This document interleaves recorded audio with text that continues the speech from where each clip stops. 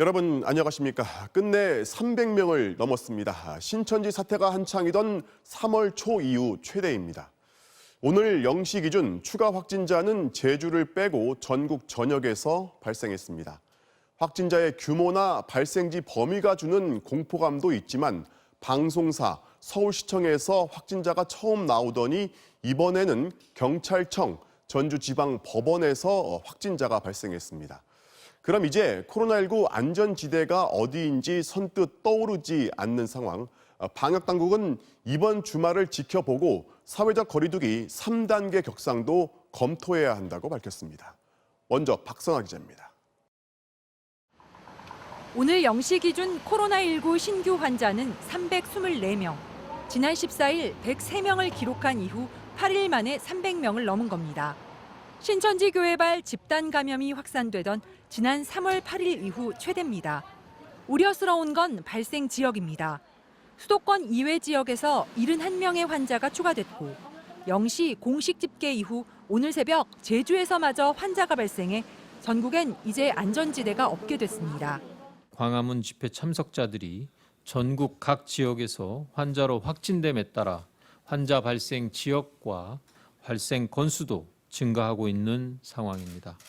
사랑제일교회 관련 확진자는 모두 739명으로 검사자 5명 중 1명꼴로 양성이 나왔습니다. 광화문 집회발 감염자도 71명으로 늘었는데 45명은 서울이 아닌 다른 지역에서 나왔습니다. 울산과 대구 등 상당수 지역에서 집회 참석자에 대한 진단검사가 아직 진행 중이어서 확진자는 더 늘어날 전망입니다.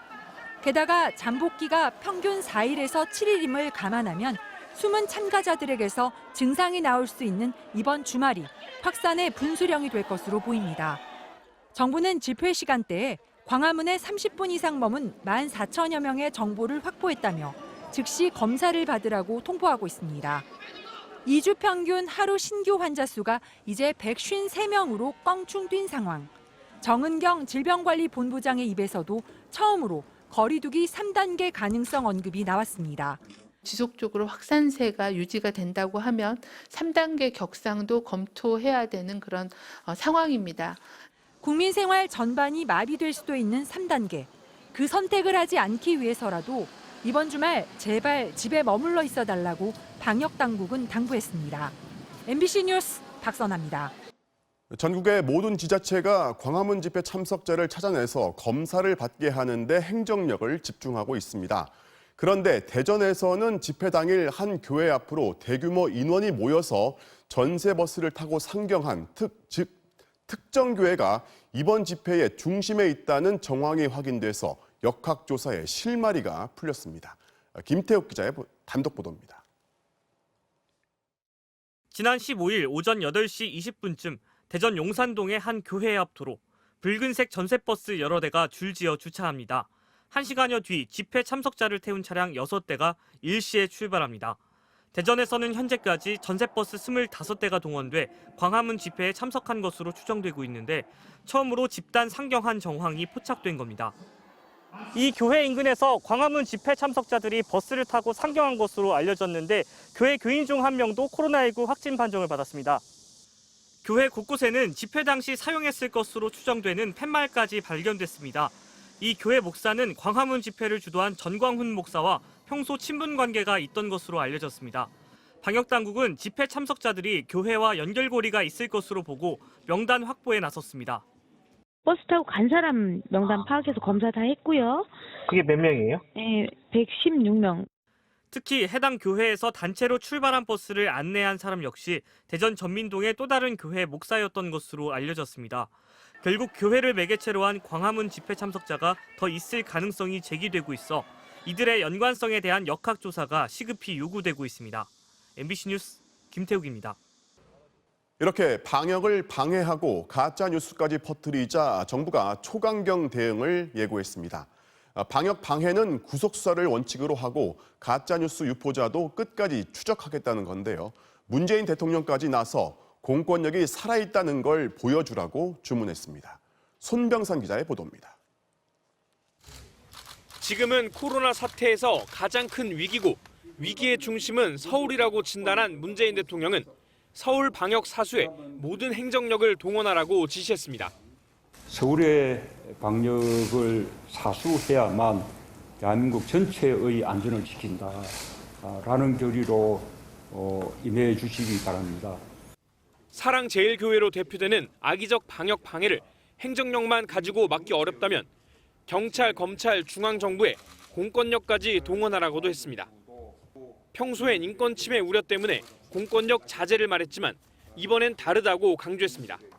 국민 공동체의 생명과 안전에 직결되는 문제이기 때문에 공권력이 살아있다라는 것을 국민들에게 꼭 보여주시기 바랍니다. 가짜 뉴스에 대해선 정세균 국무총리가 사회를 혼란에 빠뜨리는 악의적 유언비어라며 강력 대응 방침을 천명했습니다. 정부는 허위 조작 정보 유포자를 끝까지 추적하여 그에 상응하는 법적 책임을 반드시 묻겠습니다. 대통령, 국무총리의 잇따른 강경 대응 주문에 관련 부처 장관들이 방역 방해, 가짜 뉴스와의 전면전을 공언했습니다. 명단 제출 거부, 조사 방해, 연락 두절, 도주, 방역 요원 폭행 같은 일체의 방역 방해는 구속 수사를 원칙으로 법정 최고형을 구형하도록 하고 경찰은 일체의 불법 행위에 대해 무관용 원칙을 적용하라고 했습니다.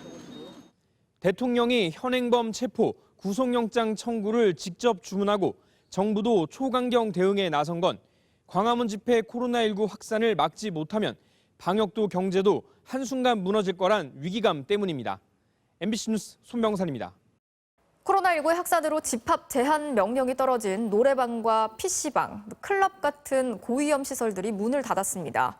하지만 여전히 성업 중인 곳이 있는데요. 바로 일반 음식점으로 등록된 헌팅 포차 같은 술집입니다. 단속의 대상은 아니라고 하지만 우려의 목소리가 나오고 있습니다. 신재용 기자가 취재했습니다. 오늘 새벽 서울 홍대 앞 거리. 젊은이들이 많이 찾는 술집에 가봤습니다. 열이 나는지 확인하고 QR코드를 인식한 뒤 입장합니다. 들어가셨다가 주문 안 하고 나면 입장료가 입장료를 내고 들어가 술을 마시며 현란한 조명 아래서 춤을 즐기는 곳. 간판은 그냥 주점이지만 즉석 만남까지 갖는 전형적인 헌팅 포차의 모습입니다. 자정이 훌쩍 넘은 시각인데 테이블 15곳에 손님들이 북적입니다. 직원은 현재 상황을 의식한 듯 합석을 하면 안 된다고 설명합니다.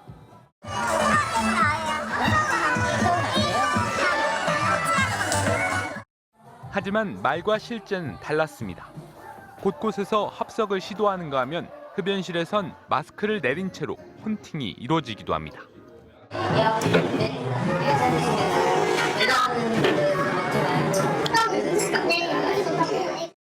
헌팅 포차는 클럽, 노래방 등과 함께 감염 위험이 높은 12개 업종으로 분류돼 서울에선 당분간 영업을 할 수 없습니다. 하지만 이곳은 구청의 일반 음식점으로 등록돼 있어 단속 대상이 아닙니다. 헌팅 포차로 유명한 다른 업소도 새벽까지 불이 꺼지지 않았습니다.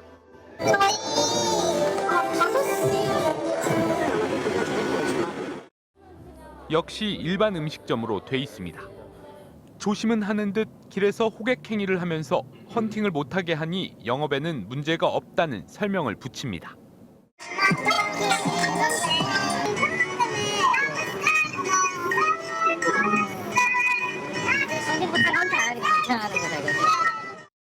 지자체는 일반 음식점이라 해도 헌팅 포차 형태로 영업하면 단속하겠다고 밝혔지만 행정력은 미치지 않고 있습니다.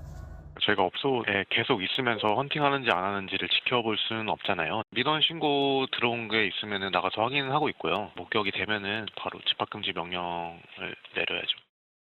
고위험 시설에 대한 영업 금지는 오는 30일 자정까지로 위반 업소는 300만 원의 벌금을 부과받게 됩니다. 하지만 곳곳에서 변칙 운영이 버젓이 이루어지면서 방역도 놓치고 형평성 논란도 야기한다는 지적이 나옵니다. MBC 뉴스 신재용입니다. 자, 이번엔 시청자 여러분의 소중한 제보로 만드는 당신 뉴스 시간입니다. 코로나19 확산이 우리 사회 최대 문제로 다시 등장하면서 저희 MBC에도 여러 현장의 제보가 잇따르고 있습니다.